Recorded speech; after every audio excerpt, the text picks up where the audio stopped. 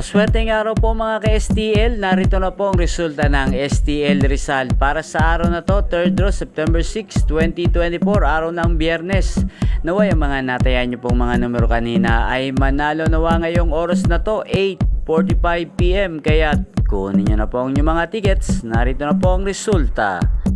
Para po sa STL Rizal, 3rd draw result, ang mga numerong nanalo, 21 at 19 in exact order. Sa lahat po ng tumaya ng 21 at 19 kanina, congrats po sa inyo.